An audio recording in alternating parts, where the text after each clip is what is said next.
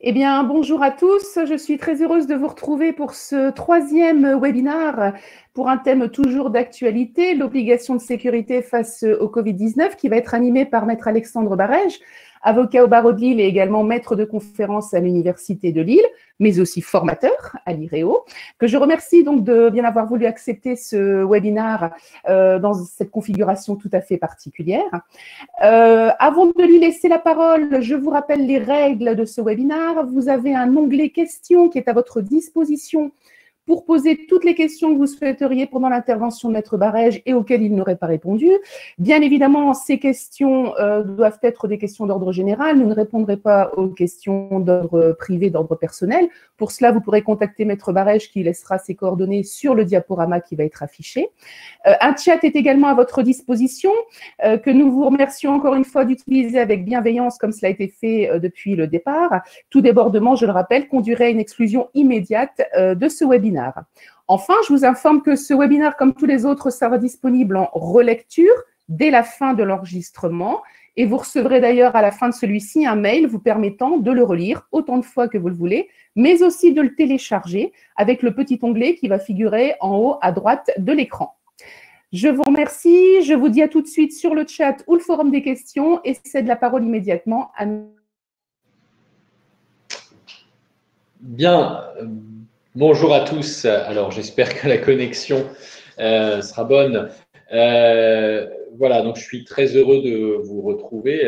Pour ma part, c'est une première pour un webinar. Donc, on va travailler ensemble pendant un petit moment sur l'obligation de sécurité face au Covid 2019. On va commencer tout de suite par une première question consacrée donc à cette obligation de sécurité. Et la question qu'on va se poser, c'est de quoi s'agit-il pour bien repréciser les choses. Alors, avant d'entrer dans les détails, je tiens quand même à souligner une chose qui n'est pas anodine, c'est que l'obligation de sécurité pendant toute cette période de confinement, notamment, on en a entendu beaucoup parler dans les médias, on a parlé de différentes affaires sur lesquelles je reviendrai rapidement, Amazon et autres. On a beaucoup parlé donc de cette obligation de sécurité et étonnamment, ce qu'il faut savoir, c'est que sur cette obligation de sécurité, on n'a quasiment pas eu d'ordonnance ou de décret. Il y a eu énormément de textes pendant cette période de confinement, mais sur l'obligation de sécurité, je ne sais pas si c'est une bonne nouvelle ou non, mais les textes qui étaient dans le Code du travail se suffisaient à eux seuls finalement, on a informé les employeurs d'un très grand nombre d'obligations aujourd'hui dans différents documents sur lesquels on pourra revenir, des questions-réponses, des préconisations qui ont été mises en ligne, mais qui finalement n'étaient rien d'autre que la mise en application des règles qui existaient déjà. Et donc, on va revenir notamment sur ces règles, mais aussi pour bien comprendre pourquoi ces règles doivent spécifiquement s'appliquer dans un contexte de Covid ou dans un contexte de reprise de l'activité. Et donc, du point de vue de cette obligation de sécurité, ce premier texte que vous connaissez sûrement, c'est l'article L4121-1 qui introduit les textes sur l'obligation de sécurité. C'est un texte qui est relatif à l'obligation de sécurité de l'employeur. Et donc, cet article L4121-1, c'est vraiment le texte qui pose les principes essentiels en matière de préservation de la santé et de la sécurité des travailleurs, des salariés. C'est ce texte qui nous rappelle que l'employeur doit prendre les mesures nécessaires. On reviendra sur l'importance des mots. C'est pas l'employeur prend des mesures. Le texte nous dit bien que l'employeur prend les mesures nécessaires pour assurer la sécurité et protéger la santé physique et mentale des travailleurs. Et donc, dans ce texte, on a trois grandes mesures, et on va voir après comment on les applique, notamment dans le contexte Covid 2019, mais l'employeur doit prendre des mesures qui sont des actions de prévention des risques professionnels. Alors, le texte précise ensuite,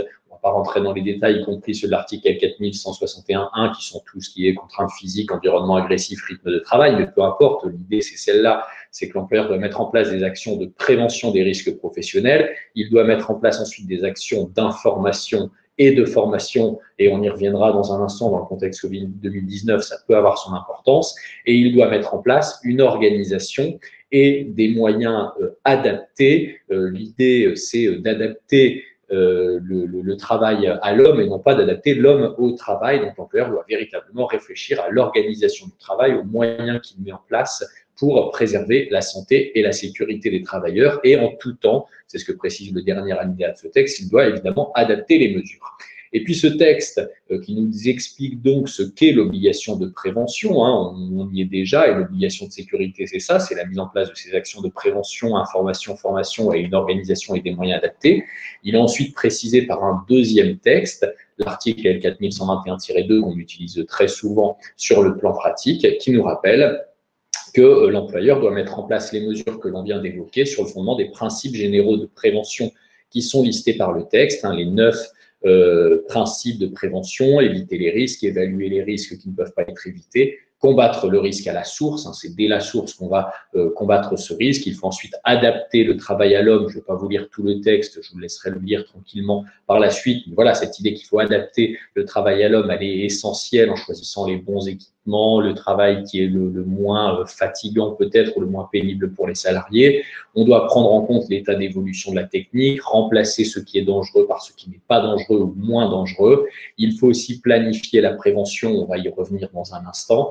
Et puis, ensuite, vous voyez, la précision est importante, prendre des mesures de protection collective en leur donnant la priorité sur les mesures de protection individuelle, parce que dans l'esprit du législateur, l'employeur doit d'abord privilégier des mesures de protection collective et les mesures de protection individuelle viennent après uniquement si les mesures de protection collective ne peuvent pas suffire. On va pouvoir en reparler tout de suite, mais par exemple, on s'est beaucoup posé la question dans le contexte Covid-19, est-ce qu'un employeur peut imposer le port d'un masque? On va y revenir dans un instant, mais la question, c'est si les mesures de protection collective suffisent, on n'a pas besoin de mettre en place cette protection individuelle du port du masque. Par contre, si l'employeur n'est pas en mesure, par des mesures de protection collective, de protéger les salariés, il faudra aller jusqu'aux mesures de protection individuelle et ça pourra prendre notamment la forme d'un masque, mais en toute logique, l'employeur se doit de mettre en place des mesures de protection collective qui se suffiront à elles seules. Et puis ensuite, il faut donner les instructions appropriées aux travailleurs.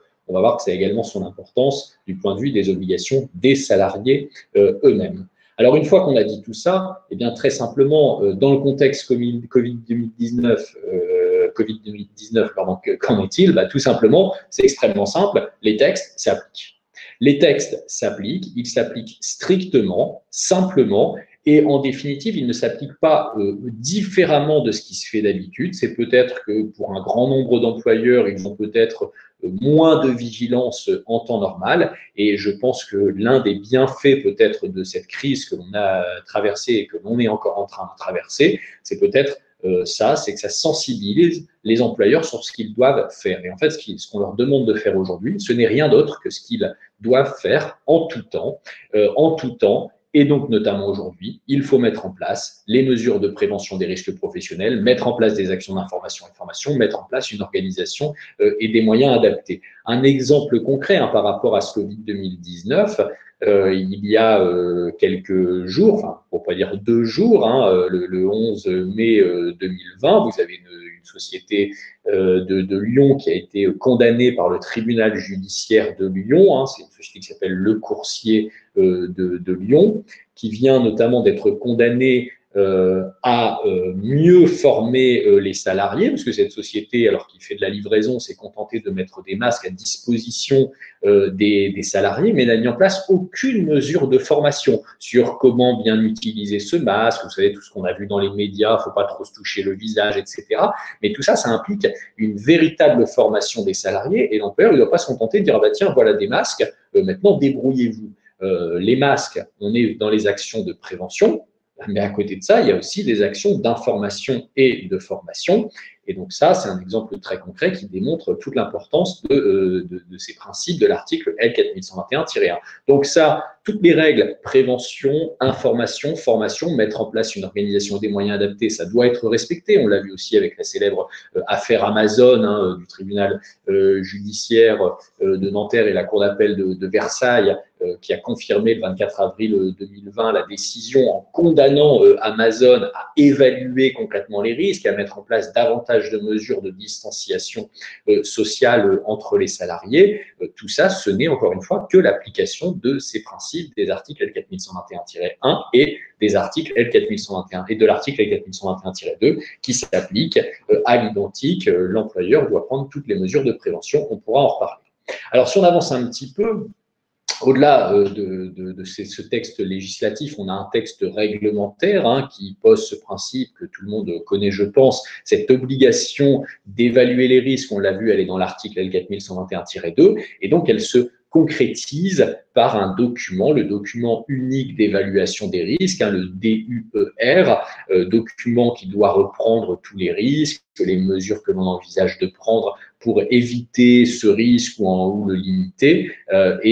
Donc ça, évidemment, c'est un document qui doit exister en tout temps, qui doit d'autant plus exister dans le contexte actuel, mais encore une fois, on n'est pas sur quelque chose de tout à fait nouveau, loin de là. Dans le contexte Covid-19, on a juste rappelé cette importance du DUER, mais qui, encore une fois, doit s'imposer en tout temps. Et ce document unique d'évaluation des risques, eh bien, en tout temps, et donc notamment dans le contexte actuel, il doit être actualisé, c'est une évidence, et l'actualisation, la mise à jour de ce document, elle se fait au moins une fois chaque année, mais elle doit se faire aussi lorsqu'il y a une décision d'aménagement important. Et aujourd'hui, on a beaucoup d'entreprises qui sont en train d'aménager leur façon de travailler, d'aménager l'organisation du travail, les locaux, notamment pour prendre en compte le risque Covid-19. Et bien évidemment, dans ce contexte-là, dans ce contexte d'aménagement, il faut mettre à jour le DUER. Et de la même façon, l'article que je diffuse prévoit une mise à jour lorsqu'il y a une information supplémentaire qui intéresse l'évaluation d'un risque dans une unité de travail qui est nécessaire et qui est recueillie. Et donc là, évidemment, dans le contexte actuel, à partir du moment où on intègre le risque Covid-19, eh bien, il faut nécessairement et absolument mettre à jour ce document unique d'évaluation des risques. Alors, si on avance un petit peu, la question qui pourra se poser, notamment demain, si on a un contentieux, on verra après quels sont les enjeux contentieux qui pourraient se poser. La question qui pourra être soumise au juge, c'est mais à qui incombe la charge de la preuve? Qui doit prouver que les mesures de prévention, les mesures de sécurité ont été mises en place? Est-ce que ça sera aux salariés de démontrer que l'employeur n'a pas pris les mesures qui s'imposaient à lui, ou est-ce que ça sera à l'employeur de s'expliquer sur ce qu'il a fait? Alors je vous dis, moi en tant qu'avocat, dans le cadre des contentieux prud'homaux, l'argument qui nous est toujours opposé par les employeurs, c'est de nous dire si le salarié envisage de soutenir que l'employeur a manqué à ses obligations, il lui appartiendra de le prouver, la preuve incombe au demandeur. Ce n'est pas tellement l'analyse de la jurisprudence. La Cour de cassation a rendu un arrêt très célèbre qu'on appelle l'arrêt Air France et qui est sorti du contexte Covid-19 évidemment et qui s'applique dans le contexte actuel. Ce texte, c'est un texte qui nous dit, voilà, j'ai repris l'attendu de principe de cet arrêt, il nous dit ne méconnaît pas l'obligation légale lui imposant de prendre les mesures nécessaires pour assurer la sécurité et protéger la santé physique et mentale des travailleurs. L'employeur qui justifie avoir pris toutes les mesures prévues par les articles L4121-1 et L4121-2. Donc, c'est bien à l'employeur de prouver les choses, c'est bien à l'employeur de justifier qu'il a pris toutes les mesures. Dans l'arrêt Air France, c'est un arrêt qui est souvent utilisé, je le dis, par les employeurs, parce que c'est un arrêt jusqu'à présent, le raisonnement qu'on retenait souvent, c'était de dire, après tout, si le salarié a été victime d'un accident ou d'une maladie, c'est que l'employeur a manqué à son obligation de sécurité de résultat, donc l'employeur doit être condamné. Et l'arrêt Air France est venu dire non, si l'employeur a pris toutes les mesures, l'employeur ne méconnaît pas son obligation. Et donc, les employeurs souvent disent vous voyez, c'est formidable, maintenant on ne sera plus forcément condamné dès lors qu'on a pris toutes les mesures. Mais il faut faire attention, le texte dit bien que l'employeur ne sera pas condamné s'il justifie qu'il a pris toutes les mesures. Vous voyez, encore une fois, je reviens à ce que je disais tout à l'heure, ce n'est pas l'employeur qui justifie avoir pris des mesures, c'est l'employeur qui justifie avoir pris toutes les mesures. Il y a d'ailleurs eu, et je passe très vite parce que ce n'est pas le sujet du jour, mais une décision le 1er juin 2016 qui concernait une situation de harcèlement moral, et c'était un employeur qui avait intégré une procédure d'alerte dans son règlement intérieur, qui avait nommé un responsable harcèlement de l'entreprise, qui avait mis en place plein de procédures qui permettaient aux salariés d'attirer l'attention de la direction en cas de harcèlement moral. Et finalement, l'employeur sera quand même condamné pour manquement à son obligation de prévention parce qu'on lui dit oui, mais vous ne justifiez pas que vous avez pris toutes les mesures des articles L4121-1 et L4121-2. Et en l'occurrence, ce que l'employeur n'avait pas fait, c'est qu'il n'avait pas mis en place des formations et des informations sur le harcèlement, alors même que l'article L4121-1 qu'on a évoqué il y a un instant prévoit bien dans son deuxièmement l'obligation de mettre en place des mesures d'information et de prévention. Donc ça, c'est très important. L'employeur, il ne doit pas juste dire, bah voilà, vous voyez, j'ai mis des masques à disposition, donc j'ai respecté mon obligation. Pas du tout. Il doit justifier qu'il a pris toutes les mesures de prévention, éviter les risques, évaluer les risques, combattre le risque à la source, mettre en place une organisation adaptée, etc. Je vous renvoie au diaporama précédent, mais c'est bien toutes les mesures dans leur intégralité. Alors, une fois que l'on a dit cela, on peut avancer un petit peu en précisant, parce que ça, il ne faut quand même pas l'oublier, c'est que le salarié lui-même est débiteur d'une obligation de sécurité. On ne peut pas trop non plus se décharger exclusivement sur l'employeur. Mais attention, le texte, il faut bien le lire. L'obligation de sécurité du salarié, elle est posée par l'article L4122-1. Ce texte impose au salarié lui-même de prendre soin de sa santé et de sa sécurité, ainsi que de celle des autres personnes concernées par ses actes ou ses omissions. Donc évidemment, le salarié doit se soucier de sa propre santé, également de la santé des personnes avec lesquelles il travaille, mais lisons bien le texte. Ce texte précise que c'est conformément aux instructions qui lui sont données. J'en reviens à ce qu'on a évoqué précédemment, l'obligation d'information et de formation de l'employeur, c'est la première qui est en cause. Donc l'employeur doit donner des informations et des formations précises, et en fonction de ces instructions, le salarié va pouvoir respecter sa santé et sa sécurité. Encore faut-il qu'il ait eu la formation adéquate. Et évidemment, tout ça, ça s'applique dans le contexte Covid-19, voilà, ces mesures essentielles de distanciation sociale, ces mesures impliquent, elles doivent être respectées, mais encore faut-il que le salarié ait été sensibilisé à tout ça. Je suis revenu sur l'article L4121-1 et suivant, mais sachez évidemment qu'il y a plein de mesures de formation prévues par le Code du travail sur les équipements de protection individuelle. On ne peut pas rentrer dans les détails aujourd'hui, là je me suis contente des grands principes. Évidemment, tout ce qu'on est en train d'évoquer, c'est précisé par des textes réglementaires. Alors, ensuite, une petite précision sur l'obligation de sécurité, c'est que l'article L4122-1 nous rappelle que les mesures qui sont prises en matière de santé et de sécurité ne doivent entraîner aucune charge financière pour les travailleurs. La sécurité, c'est l'affaire de l'employeur. Évidemment, ça s'applique dans le contexte Covid-19. Ce que je veux dire par là, c'est que il serait pas, on ne peut pas imaginer qu'un employeur dise aux salariés, venez avec vos propres masques, allez à vous acheter des visières, parce que moi, j'ai pas les moyens d'en acheter. Évidemment, ça impliquerait que le salarié engage ses propres deniers pour sa sécurité. Ce n'est pas envisageable. La sécurité, encore une fois, c'est l'affaire de l'employeur, évidemment du salarié aussi, en fonction des instructions qu'il a reçues, mais ça ne doit pas entraîner de coût pour lui. Alors, si on passe maintenant aux acteurs de la prévention, on en a évoqué déjà au moins deux. L'employeur, je ne vais pas y étendre davantage. On a vu donc toutes ces obligations de l'employeur qui sont encore une fois précisées par de nombreux textes. Le salarié ou les salariés, on vient d'en parler, en fonction des instructions que le salarié reçoit et des formations qu'il reçoit, le salarié doit se soucier de sa propre santé et de celle de ses collègues. Dans les acteurs de la prévention, on a aussi le service de santé au travail. Je n'ai pas repris ici les textes, je vous renvoie aux articles L4622-1 et suivants et aux textes réglementaires. Mais le service de santé au travail, médecin du travail, infirmière du pôle santé travail ou autre structure de santé au travail, joue évidemment un rôle de prévention. Le rôle du médecin du travail, il est uniquement dans la prévention, et les textes que vous pouvez retrouver dans le Code du travail sous L4622-1 nous rappellent bien tout ce rôle de prévention, ce rôle d'accompagnement. Et c'est vrai que les employeurs, s'ils se sentent en difficulté, ils ne peuvent pas se dire écoutez, tout ça c'est trop complexe, moi je ne m'y retrouve pas, donc je ne fais rien. Voilà, alors que il y avait un petit problème de connexion, apparemment c'est rétabli. Je disais voilà, donc l'employeur il peut pas juste trop facilement se dire voilà, c'est trop compliqué pour moi, il y a trop d'obligations, je m'en sors pas, donc je ne fais rien. S'il se sent en difficulté, il lui appartient de saisir le service de santé au travail qui peut l'accompagner. On a également le comité social et économique ou la commission santé, sécurité et conditions de travail dans les entreprises d'au moins 300 salariés. Le CSE va évidemment jouer un rôle. On va en reparler dans un instant, mais effectivement, le CSE a un rôle à jouer. J'ai oublié l'inspecteur du travail, mais évidemment, l'inspecteur du travail peut aussi jouer un rôle. On l'a vu dans les affaires Amazon, le coursier de Lyon, également récemment une affaire à Rouen, devant le tribunal judiciaire de Rouen, où là encore un employeur a été condamné pour non-respect des mesures de sécurité. Bien souvent, ce sont des procédures qui, à l'origine, sont initiées par un inspecteur du travail qui va saisir en référé le tribunal judiciaire pour contraindre l'employeur à intervenir, avec souvent derrière une intervention volontaire des syndicats.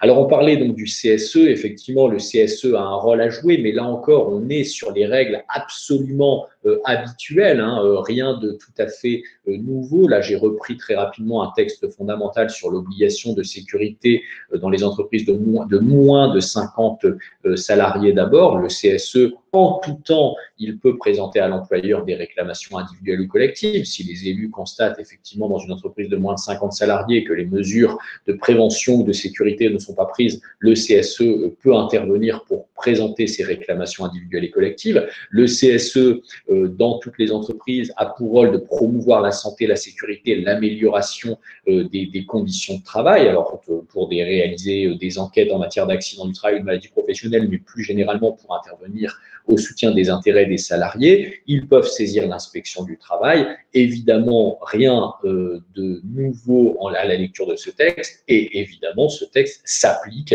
dans le contexte Covid-19, il n'y a absolument aucun doute. Et dans les entreprises d'au moins 50 salariés, on ne sera pas surpris, la règle est exactement la même.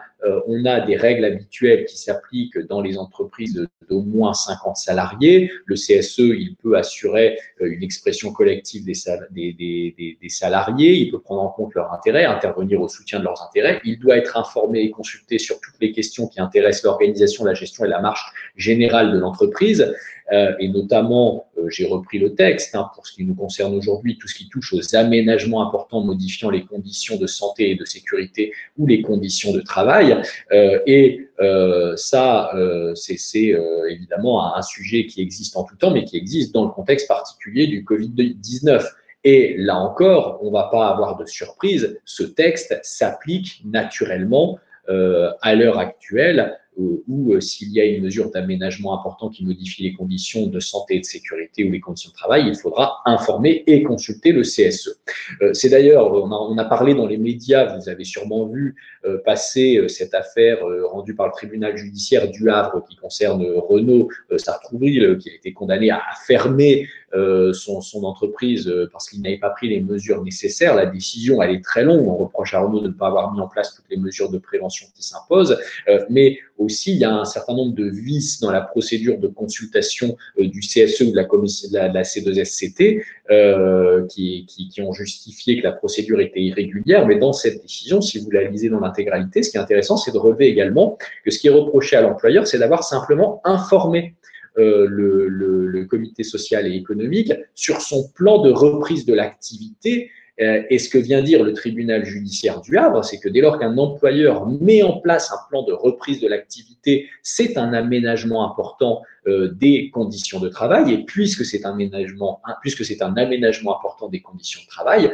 l'article L 2312-8 du Code du travail devait conduire l'employeur à informer et consulter le CSE. Et en l'occurrence, comme il y avait eu une simple information, c'est l'une des raisons qui a conduit le tribunal judiciaire du Havre à dire la procédure est irrégulière et donc il faut reprendre toute la procédure d'information et de consultation depuis le début. Et dans l'attente du respect de cette procédure, eh bien, le tribunal judiciaire a suspendu le projet de reprise de l'activité, d'où cette fermeture qui a été dénoncée par certains dans les médias, où on essaye de mettre en cause les travailleurs, mais finalement, ce qui est en cause ici, c'est simplement le respect du Code du travail par l'employeur qui s'est cru autorisé à informer seulement le CSE, alors qu'encore une fois, le texte devait le conduire à informer et à consulter le CSE. Alors derrière, évidemment, si on estime que l'employeur ne prend pas les mesures nécessaires, il est possible pour le CSE d'envisager une expertise expertise, mais là encore, on est sur un texte absolument classique qui n'est pas spécifique au Covid-19. On sait que le CSE, dans les entreprises de moins 50 salariés, peut faire appel à un expert habilité, ce qu'on appelait avant les expertises CHSCT au temps du CHSCT, expertise notamment lorsqu'il y a un risque grave identifié ou actuel, alors qu'il est lié ou non à une maladie professionnelle ou un accident du travail, ça peu importe. Dès lors qu'il y a un risque grave ou actuel, on peut demander une expertise. Dès lors qu'il y a un projet important modifiant les conditions de santé ou de sécurité ou les conditions de travail, on peut demander une expertise, même si, il faut le dire, cette question de l'expertise, elle pose problème potentiellement dans le contexte actuel, une question de délai. J'ai cru voir passer qu'il y aurait un webinar par Ludivine de Nice sur cette question des délais, parce qu'effectivement, les délais sont très restreints, et donc les experts vont pouvoir intervenir, mais alors ils ont intérêt à être particulièrement efficaces parce que les délais sont restreints. Je ne vais pas y revenir là-dessus, je laisserai à Ludivine de Nice le soin de revenir sur ces délais. Si c'est bien elle, en tout cas, voilà, je crois qu'il j'ai dû passer un webinar, sinon je pourrais évidemment répondre aux questions. Alors, à côté de ça, la question pour terminer qui va se poser, c'est quelles sont les conséquences en cas de manquement de l'employeur à ses obligations. Les conséquences, elles peuvent être diverses. D'abord, on peut imaginer une action en référé pour contraindre l'employeur à respecter ses obligations. Action en référé qui peut être initiée, je l'ai dit tout à l'heure, par l'inspecteur du travail, mais qui pourrait aussi être intentée ou introduite par un syndicat, par des salariés. Il est tout à fait possible, effectivement, d'agir en référé, alors soit pour condamner l'employeur à évaluer les risques, soit pour condamner l'employeur à prendre les mesures pour éviter les risques, soit pour contraindre l'employeur à mettre en place les mesures d'information et de consultation du comité social et économique à l'initiative du CSE cette fois. L'action serait alors menée par le CSE, mais toutes les obligations qu'on vient d'évoquer, si elles ne sont pas respectées, il est tout à fait possible d'aller devant le tribunal judiciaire, ce qui était avant le tribunal de grande instance, qui depuis le 1er janvier est devenu le tribunal judiciaire. Le tribunal judiciaire peut être saisi en référé pour que l'employeur soit condamné sous astreinte à respecter ses obligations. Amazon, devant le tribunal judiciaire de Nanterre, avait été condamné à une astreinte de 1 million d'euros par infraction constatée. La Cour d'appel de Versailles a limité ça, je ne sais plus, je crois que c'est 10 000 euros peut-être, enfin peu importe, ça reste quand même quelque chose d'extrêmement important. Mais voilà, une action référée est tout à fait possible. À côté de ça, droit d'alerte, droit de retrait, je pense que vous en avez parlé dans le cadre d'un autre webinaire. Je ne vais pas m'étendre là-dessus, mais si on a un danger grave et imminent, effectivement, on pourrait imaginer l'exercice d'un droit de retrait, mais ce qui implique encore une fois un danger grave et imminent. Le droit d'alerte, c'est un texte, on peut le retrouver dans les articles que j'ai évoqués précédemment, mais donc c'est cette possibilité, notamment pour les élus, d'exiger de l'employeur une enquête, notamment lorsqu'il y a une atteinte aux droits des salariés. Donc ça, c'est des mécanismes qui peuvent exister évidemment dans le contexte Covid-19. On peut imaginer une action indemnitaire, le salarié qui viendrait dire, voilà, l'employeur a manqué à son obligation de sécurité, ça me cause un préjudice, il pourrait demander une indemnisation. Alors là-dessus, la jurisprudence n'est pas très favorable depuis 2016 aux salariés, puisqu'avant 2016, on nous disait que ça causait nécessairement un préjudice aux salariés. Le non-respect de l'obligation de sécurité cause nécessairement un préjudice aux salariés. Depuis 2016, et spécifiquement sur la question de la sécurité, un arrêt de 2018, la Cour de cassation vient dire que l'existence et l'évaluation d'un préjudice incombe au juge, au pouvoir, relève du pouvoir souverain d'appréciation des juges du fond. Donc le salarié doit prouver effectivement quel est son préjudice. Donc si vous avez aujourd'hui un salarié qui a des craintes, qui ne se sent pas bien, des choses comme ça, il faut probablement lui conseiller d'aller voir un médecin pour qu'il puisse avoir ne serait-ce qu'un certificat pour pouvoir prouver effectivement qu'il a réellement un préjudice. On ne pourra pas se contenter de dire l'employeur n'a pas respecté ses obligations, donc j'ai un préjudice, donc je demande des dommages d'intérêt. Non, un préjudice, ça doit se démontrer, c'est ce que nous dit la jurisprudence. À côté de ça, on pourra imaginer une action en reconnaissance d'un accident du travail, alors ce qui implique un événement soudain. Donc là, il ne suffira pas juste de dire tiens, j'ai contracté demain, même si on peut espérer que ça disparaisse assez rapidement, mais il ne suffira pas de dire tiens, j'ai contracté le coronavirus, donc c'est un accident du travail. Non, il faut qu'il y ait un accident du travail, il faut que ça soit quelque chose qui se produit d'abord sur le lieu de travail, mais aussi qu'il y ait une lésion qui est soudaine. Donc il faudra véritablement prouver, ce qui sera vraiment pas simple, prouver qu'on a été contaminé sur son lieu de travail à un moment précis, ce qui est extrêmement difficile. C'est pour ça qu'à mon avis, les actions sur le terrain de l'accident du travail risquent d'être limitées, même si c'est pas possible. On pourra agir sur le terrain de la maladie professionnelle. Je ne vais pas rentrer ici dans le débat des reconnaissances des maladies professionnelles, mais vous savez peut-être qu'il y a un système de présomption présomption. Et puis, vous avez dans l'article L461.1, alinéa 3, une reconnaissance des maladies professionnelles dites hors tableau. Hein, le coronavirus n'est pas dans les tableaux. Donc, si on veut faire reconnaître ce coronavirus comme une maladie professionnelle, il faudra démontrer un lien direct et essentiel avec l'emploi et en plus, il faudra qu'on soit atteint d'un taux d'IPP de 25%, même si le pouvoir réglementaire a annoncé éventuellement certaines modifications pour que notamment les professions de santé puissent bénéficier d'une présomption de reconnaissance. Pour l'instant, ce n'est pas le cas, on verra à la fin. Et puis, in fine, si on est atteint notamment du coronavirus sur son lieu de travail, alors même que l'employeur n'a pas pris les mesures de prévention qui s'imposaient, on peut agir sur le terrain de la faute inexcusable. Ça permet notamment d'obtenir des majorations de la rente si une personne se retrouve lourdement touchée pour la suite, ou simplement pour formuler différentes demandes indemnitaires lorsqu'on a contracté le coronavirus sur son lieu de travail, la faute inexcusable. Pour terminer, je vous rappelle que c'est cette faute de l'employeur qui est caractérisée lorsque l'employeur avait ou aurait dû avoir connaissance du risque et qu'il n'a pas pris les mesures nécessaires pour faire face à ce risque. Et donc voilà, là, on peut agir sur le terrain de la faute inexcusable devant le pôle social du tribunal judiciaire, ce qui est avant le tribunal des affaires de sécurité sociale. Voilà, en 30 minutes, ce que l'on peut dire sur l'obligation de sécurité de l'employeur. Évidemment, je suis allé à l'essentiel. On a beaucoup d'autres textes qui s'appliquent, qui précisent finalement les grands principes que l'on vient d'évoquer. J'espère que ça a été suffisamment clair et je redonne la parole à Muriel Renard. Merci de votre attention. Eh bien, merci Maître Barège. Alors, énormément de questions auxquelles vous avez pu répondre pendant l'intervention, mais qui restent néanmoins quelques questions en suspens. Alors, tout déjà, des questions par rapport au document unique. Alors, on nous demande notamment, et c'est une question de Stéphane et d'Éric, qui a accès au document unique? Est-ce que moi, en tant que délégué syndical, en tant que représentant de la section syndicale, je peux le consulter? Comment je peux y avoir accès? Et qui fait cette mise à jour? Alors, la mise à jour, d'abord, elle appartient, elle relève du pouvoir de l'employeur. C'est l'employeur qui organise son activité, donc c'est à lui de mettre à jour le document unique d'évaluation des risques. Quand on examine les textes du Code du travail, il n'y a pas un texte qui dit clairement que c'est un document qui doit être élaboré en collaboration avec les représentants du personnel. Par contre, ce qui est clair, c'est que dans les attributions des représentants du personnel du CSE, il y a la sécurité. Donc, inévitablement, quand il y a une mise à jour de ce document, il faut informer et consulter les élus. Et je vais même aller plus loin. Dans les différents contentieux que l'on vient d'évoquer rapidement, l'affaire Amazon, le tribunal judiciaire du Havre, le tribunal judiciaire de Lyon, dans toutes ces affaires, les juges ont condamné l'employeur à évaluer les risques et à mettre à jour le document en collaboration avec les représentants du personnel. Donc, les représentants du personnel peuvent évidemment intervenir, on ne pourrait pas les isoler, ça c'est une certitude, et donc ils doivent être associés clairement, ne serait-ce qu'au stade de la consultation. Après, le document unique d'évaluation des risques, il est accessible à tout le monde. Tout le monde, qu'on soit élu ou non, même un salarié, a accès au document unique d'évaluation des risques. L'inspecteur du travail, il suffit de le demander, l'employeur doit le tenir à votre disposition. D'accord, merci. Alors, autre question de Karine qui nous demande si l'employeur commande des masques et qu'il n'arrive pas à en avoir, est-ce qu'il peut être pénalement responsable?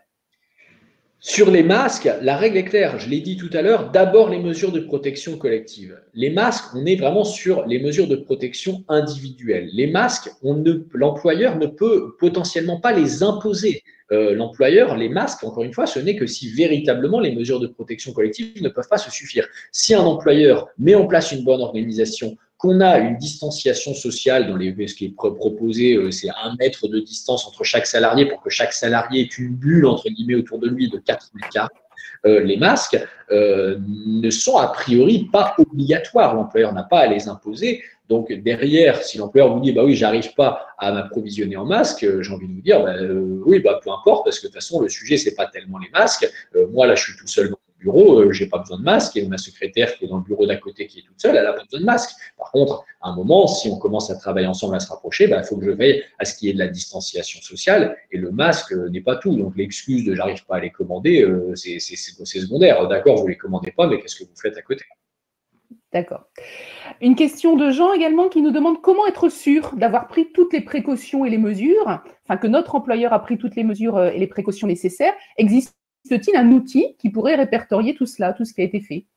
Alors, sur le site du ministère du Travail, ils ont mis en ligne un certain nombre de recommandations, il y a différents documents, il y a eu des questions-réponses, des plans de reprise qui sont proposés. Après, évidemment, sur les sites, les sources documentaires professionnelles, les éditions législatives, par exemple, ont proposé un guide du déconfinement. Bon, voilà, on a plein de guides. Après, c'est évidemment une appréciation au cas par cas, parce que justement, il y a des employeurs qui disent ah bah tiens, les documents uniques, moi j'ai vu passer là sur des réseaux sociaux des documents uniques type allez-y, prenez ça. Non, un document unique, c'est une entreprise en particulier qui doit d'ailleurs raisonner poste par poste, pour chaque poste, voir un peu ce qu'il faut faire. C'est vraiment, il n'y a pas quelque chose de classique pour tout le monde, c'est chaque entreprise en fonction de son organisation, de sa clientèle, de sa fréquentation, de son emplacement, de la façon de travailler, de l'organisation du travail. Donc après, c'est le rôle des représentants du personnel peut-être qui sont les plus aguerris, d'essayer de s'investir dans tout ça, éventuellement en se faisant accompagner. Hein, les avocats sont là, ou des personnes spécialisées dans tout ce qui est, il y a des structures spécialisées dans la prévention de la sécurité aussi qui peuvent accompagner les personnes. Mais voilà, on peut se faire accompagner d'ergonomes, de choses comme ça. Voilà, il faut essayer de raisonner au regard de l'organisation de l'entreprise pour voir si toutes les mesures de prévention sont prises. Mais ne serait-ce qu'il y a une question qui est simple, c'est est-ce qu'on a mis en place des mesures d'information et de formation? Ça, c'est un sujet qui est assez peu respecté par les employés. Alors justement, en parlant des représentants du personnel, Isabelle nous demande s'il y a des syndicats dans l'entreprise, mais qu'il n'y a pas encore de CSE, car les élections ont été reportées, ce qui est le cas dans beaucoup d'entreprises. Est-ce que l'employeur doit les consulter avant la reprise d'activité, ces syndicats? Alors, normalement, toutes les entreprises concernées en termes de seuil d'effectifs auraient dû mettre en place le CSE puisque c'était avant le 31 décembre. On sait qu'il y a eu des ordonnances qui ont justement autorisé les employeurs à reporter le processus électoral compte tenu de la crise qu'on vient de traverser. En tout cas, pour ceux qui ne l'avaient pas fait, ils disposent d'un délai supplémentaire. Maintenant, voilà, les textes prévoient une information consultation des représentants du personnel, pas des syndicats. Voilà. Donc maintenant, le rôle des syndicats, c'est simplement de jouer leur rôle. Ça ne les empêche pas de veiller à la santé et la sécurité des salariés, au besoin en menaçant l'employeur d'action en référé si il ne les associe pas correctement. Mais juridiquement, il n'y a pas de texte. Mais maintenant, c'est une question enfin pas de conflit, mais en tout cas de confrontation. Chacun doit faire valoir ses arguments. D'accord. Alors, toute une série d'autres questions sont en train d'arriver sur le forum des questions, donc je propose effectivement qu'elles soient compilées et puis que Maître Barèche puisse peut-être faire une réponse générale dans le cadre d'un petit écrit qui vous sera transmis. Néanmoins, j'ai une dernière question posée par Annick qui demande là votre appréciation personnelle en tant qu'avocat et qui demande peut-on évaluer à ce jour les chances de gagner un contentieux pour le salarié au regard des actions possibles que vous avez exposées? Alors, tout dépend des actions qu'on envisage, évidemment, parce que la réponse ne sera pas la même sur une action en référé que sur une action sur le terrain, par exemple, de la maladie professionnelle, de la faute inexcusable, etc. Parce que la maladie professionnelle, il faut qu'il y ait encore une fois un taux d'IPP de 25% pour l'instant, enfin un taux d'incapacité de 25%. Donc, la réponse dépendra beaucoup. Mais si on raisonne sur les actions en référé pour notamment le respect des mesures de sécurité, parce que ça, c'est de la mesure d'urgence, c'est de l'immédiat, ça permet tout de suite rapidement de protéger les salariés. Moi, la seule chose que je peux vous dire, c'est que pour l'instant, dans les différentes décisions qu'on a eues, majoritairement, les employeurs ont été condamnés. Après, ça n'a pas été le cas partout. Par exemple, à Lille, on a eu, je crois, 3 ordonnances de référé sur des supermarchés, notamment un Match. Il y a eu une première ordonnance où le tribunal judiciaire a condamné la structure parce qu'elle n'avait pas mis en place toutes les mesures de prévention. Après, il y a eu une action où je crois les syndicats demandaient carrément la fermeture, alors même que le juge a estimé que les mesures de prévention permettaient de maintenir l'ouverture. Mais globalement, à l'échelle nationale, pour l'instant, les décisions ont été plutôt favorables aux salariés. En fait, il ne faut pas juste non plus se dire, allez, tiens, on va au contentieux pour y aller. Mais si dans votre entreprise, vous constatez qu'il n'y a pas de mesures de prévention évidentes, que vous constatez qu'il n'y a pas de mesures d'information ou de formation des salariés sur le bon comportement, éventuellement le port du masque ou des équipements, etc., j'ai envie de dire que les chances de gagner sont très importantes. Maintenant, la question, ce n'est pas tellement de gagner ou de perdre. Je pense que la vraie question aujourd'hui, c'est l'enjeu national, c'est la santé et la sécurité des salariés. Si l'employeur n'est pas conscient qu'il doit protéger ces ressources humaines, pour utiliser ce terme souvent décrié, il y a un moment, il faut quand même aller au contentieux pour que l'employeur comprenne ce qu'il doit faire. Très bien. Eh bien, merci maître. Merci déjà pour cette brillante explication sur l'obligation de sécurité avec l'éclairage par rapport au Covid-19. Merci sur le timing parce que je sais que ce n'était pas simple de le faire en 30 minutes. Merci à tous pour votre participation. Je le rappelle, pour les nombreuses questions qui tombent encore sur le forum des questions, je vais les relayer à maître Barège qui apportera les réponses qu'il peut dans le temps le temps qu'il peut donner des réponses, pardon. Vous recevrez ces réponses dès que possible. En tout état de cause, vous pouvez déjà revoir ce webinaire à l'issue de celui-ci. Je vous enverrai également le diaporama qui a été fait par Maître Barège. Et je vous rappelle notre prochain webinaire de ce vendredi, 15 mai, à propos du Covid-19 et de la collecte des données de santé qui prend tout son sens suite à la parution ce lundi du décret qui fixe les conditions temporaires de prescription et de renouvellement des arrêts de travail par le médecin du travail. Cela pose ici encore le rôle central des services de santé du travail dans les entreprises en matière de données de santé des salariés. Donc, je vous donne rendez-vous ce vendredi, 10h, avec Aurore Maréchal, spécialisée justement dans tout ce qui est RGPD, pour traiter de ce sujet. Et je vous rappelle que si vous voulez recevoir toutes nos informations et toutes nos invitations pour le webinaire, de vous inscrire à notre lettre d'information sur notre site de l'IREO, www.ireo.fr. N'oubliez pas de répondre à notre sondage pour savoir si ce webinaire a répondu à vos attentes. Et en attendant, je vous souhaite une très bonne journée. Je remercie une nouvelle fois Maître Barège et je vous dis à très bientôt et peut-être à vendredi. Au revoir. Au revoir.